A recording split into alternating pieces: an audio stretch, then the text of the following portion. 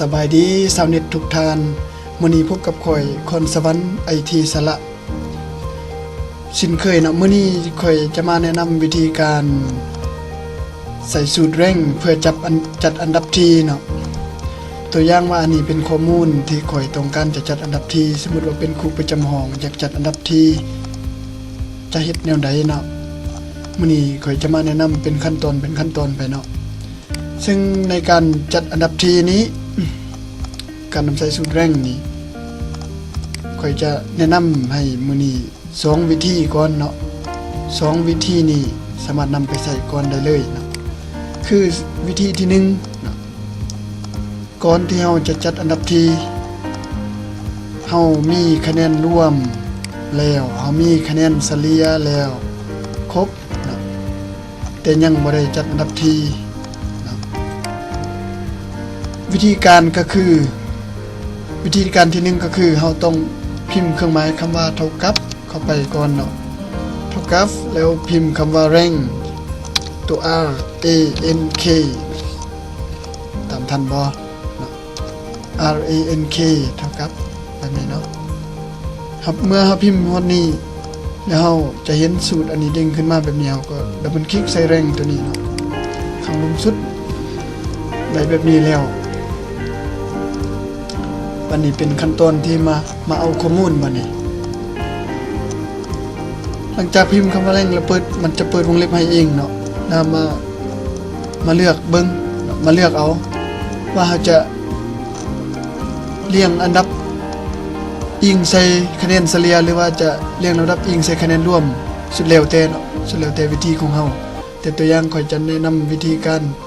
เฉลี่ยจัดอันดับที่ด้วยคะแนนเฉลี่ยเนาะข่อยก็จะคลิกเข้าไปที่ห้อง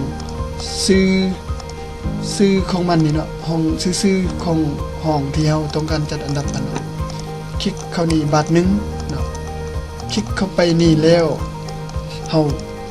จุดพิมพ์เครื่องหมายจุดใส่คลิกเข้าไปแล้วก็พิมพ์เครื่องหมายจุดใส่แล้วก็มาคลิกซะนี่อีกบาทนึงเนาะคลิกซะนี่อีกเทื่อนึงเนาะแล้วก็ลากเมาส์คลิกค้างไว้แล้วก็กดเมาส์ค้างไว้แล้วก็ลากลงมาลากไปลงจำ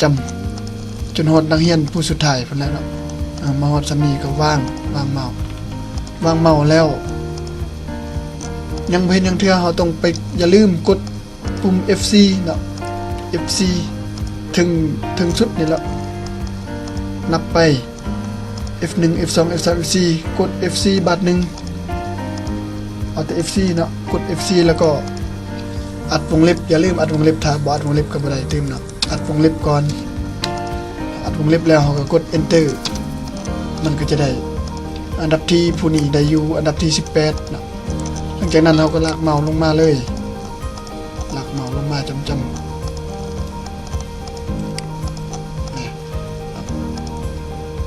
มาวันนี้เนาะอันดับที่ก็เป็นที่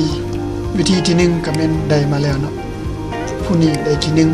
1นางสุธิดาเนาะตัวอย่างเนาะ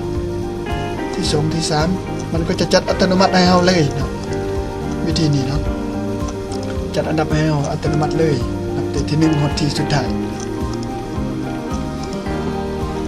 แล้วบัดนี้วิธีที่2ข้อยจะมาแนะนำในทันตัวนี้ในห้องตัวนี้เนาะวิธีที่2นี่ก็เป็นการจัดอันดับที่คือกันแต่เป็นวิธีที่2เนาะโดยเฮาคลิกเข้าไปห้องที่เฮาต้องการจัดอันดับที่แล้วเลื่อนเมาส์มาใส่ปุ่ม fx อยู่นี่เนาะมันจะมีเครื่องหมาย fx อยู่นี่เนาะฟังก์ชันของมันเนาะคลิกเข้าไปบานนี้บาทนึงเนาะปึ้งเข้าไปแล้วมันจะเด้งขึ้นมาแบบนี้เนาะสำหรับผู้ใดที่บ่เคยกดแล้วมันจะบ่เห็นเทื่อเนาะแรงตัวนี้เนาะแต่สมมุติเฮาเปิดใหม่นี่จะบ่มีนี่แต่ว่าข่อยเคยพิมพ์เข้าไปแล้วมันก็เลยเห็นถ้าผู้ใดบ่เคยเห็นก็บ่เป็นหยังเฮาก็พิมพ์ใส่ห้องนี้ก่อนเนาะพิมพ์คำว่า rank R A N K แล้วก็ go ปึ้งเข้าไปเนาะแล้วก็คลิกเข้าไปเลื่อนเมาส์มานี่คลิก rank มันจะเด้งแบบนี้ขึ้นมาเนาะเด้งแบบนี้ขึ้นมาแล้วมันห้อง number นี่เฮาจะใส่ ห ห้องที่ถึงสุดหรือว่าห้องที่ซื้อที่เฮาต้องการจะจัดอันดับที่เนาะคลิกซะนี่แล้วมันก็จะหมุนติ้วๆแบบนี้เนาะคลิกซะนี่บัดนึงแล้วก็เลื่อนเมาส์มานี้คลิกใส่ห้องลุ่มสำหรับห้อง ref ref นี่เฮาคลิกซะนี่แล้วมาลากคลิกใส่ห้องถึงสุดของผู้ที่เฮาต้องการจัดอันดับที่แล้วก็คลิกเมาส์ข้างแล้วก็ลากลงมาคะแนนเฉลี่ยนี่นะห้องคะแนนเฉลี่ยจนสุดๆแล้วก็วางคือกับวิธีที่1มานี่เนาะแล้วก็กด FC อย่าลืมกด FC ถ้าบ่กด FC ก็บ่ได้เนาะเพื่อล็อกกลุ่มเป้าหมายนี่เนาะกด FC บาท1แล้วก็คลิกคำว่าโอเคไปเลยนะได้คือกันเนาะวิธีที่2ก็ได้เนาะหลังจากนั้นก็ลากเมาส์ลงมาเลยวันนี้เนาะนี่อันดับที่คือกันหมดเนาะซึ่งมื้อนี้ข้อยก็มาแนะนำมี2วิธีแบบนี้เนาะสำหรับการจัดอันดับที่โดยใช้สูตรของแรงการจัดอันดับที่โนดเนาะมาเฮ็ดเนาะตัวนี้การจัดอันดับที่แบบนี้ถือว่าจะบ่ไหลสำหรับนักเรียนมัธยมเนี่ยอาจจะใส่บ่ได้เนาะอาจจะบ่เหมาะสมเนาะแต่จะแนะนำเป็นการใส่แบบจัดแรงทั่วไปที่บ่เกี่ยวกับวิชาตกเนาะอันนี้มันจะไล่แต่เฉพาะมันจะเกี่ยวแต่คะแนนเฉลี่ยสมมุติเฮาเลือกเอาคะแนนเฉลี่ยมันก็จะไล่แต่คะแนนเฉลี่ยผู้ใดใหญ่ผู้ใดน้อยไปตามนั้นเนาะบ่เกี่ยวกับวิชาตก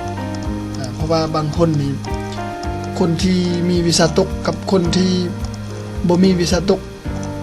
ผู้ที่ตกผัดมีคะแนนใหญ่กว่าผู้ที่ได้สมบูรณ์ก็มีเนาะซึ่งวิธีนี้จะบ่เหมาะสมปานใดแต่ว่าถ้าเป็นการเรียงแบบบ่สนวิชาตกใส่วิธีนี้เลยเนาะสบายง่ายเนาะเข้าไปเลยแต่สำหรับผู้ใดอยากฮู้สมมุติเฮาอยากไล่วิชาตกไว้ต่างหากแล้วเฮามาไล่เข้ามาจัดอันดับที่อีกครั้งเฮามาเจอกันในคลิปต่อไปเนาะสำหรับคลิปนี้ก็จะนำเสนอเพียงแต่เท่านี้เนาะหวังว่าจะมีผลประโยชน์แก่ท่านบ่หลายก็น้อยถ้าคลิปนี้มีประโยชน์แก่ท่านผู้ชมอย่าลืมกดไลค์กดแชร์และกดปุ่ม Subscribe เพื่อเป็นกำลังใจให้แก่ผู้สร้างส่งวิดีโอตัวนี้ขึ้นมาเนาะสำหรับมาฮอดนี้เนาะผิดพลาดประการใดก็ขอโทษขออภัยไว้ณที่นี้เนาะพบกันในคลิปหน้าสบายดี